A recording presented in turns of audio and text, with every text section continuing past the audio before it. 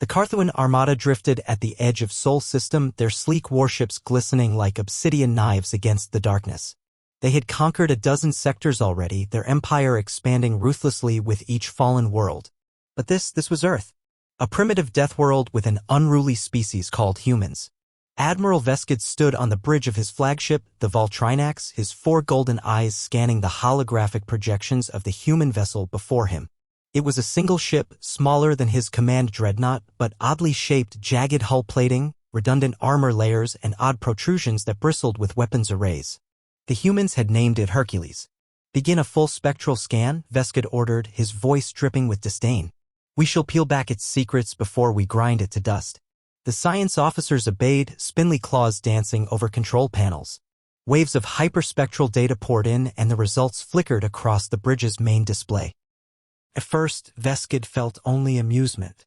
The hull was made of dense alloys, some materials unfamiliar but easily matched by Carthuan plasma cutters. The weapons, projectile cannons, kinetic railguns, old-fashioned missile tubes. Crude, he thought. But then the deeper layers appeared, each scan tearing through the ship's electronic shielding like an onion, revealing more and more disturbing cores. Hercules was not just armored. It was armored again and again, with redundant inner hulls, self-healing nanocoatings, and sealed compartments designed to contain catastrophic damage. The power readings spiked wildly, each reactor core separate, isolated 3 fusion cores, 2 singularity cores, and a terrifyingly unstable dark matter array at its heart. Veskid felt a prickle of unease as the weapons officer spoke up. "Admiral, the main battery, it's not a railgun. It's a mass driver capable of firing tungsten rods at 12% the speed of light."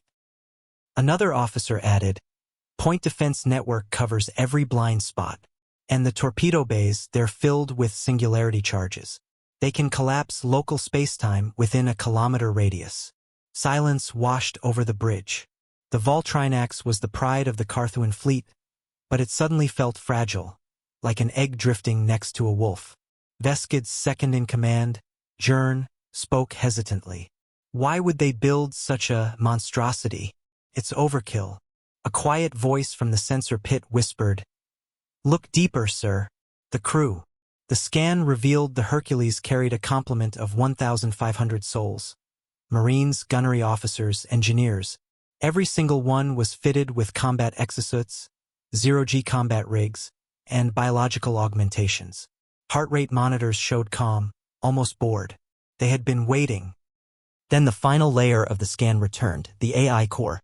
The Hercules wasn't just manned, it was alive.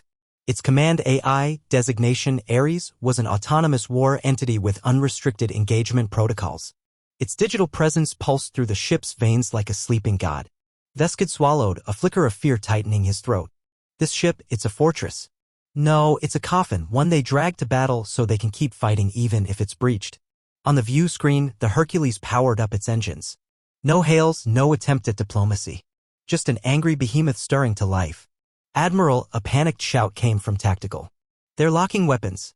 The Voltrinax shuddered as proximity alarms blared. The humans hadn't fired yet, they didn't need to. Their weapons lock alone was a statement. They wanted the Carthuan to understand what they faced. Veskid stared at the monstrous silhouette on the screen. He imagined the humans inside. Grinning calm, relishing the chance to unleash hell. His mind raced back to their intelligence files. Humans were deathworlders, masters of war, impossible to subdue. The Carthuan had believed it propaganda. He knew better now. "Order the fleet to withdraw," Veskid said, each word a bitter stone. "They can keep this system. We are not ready for that thing."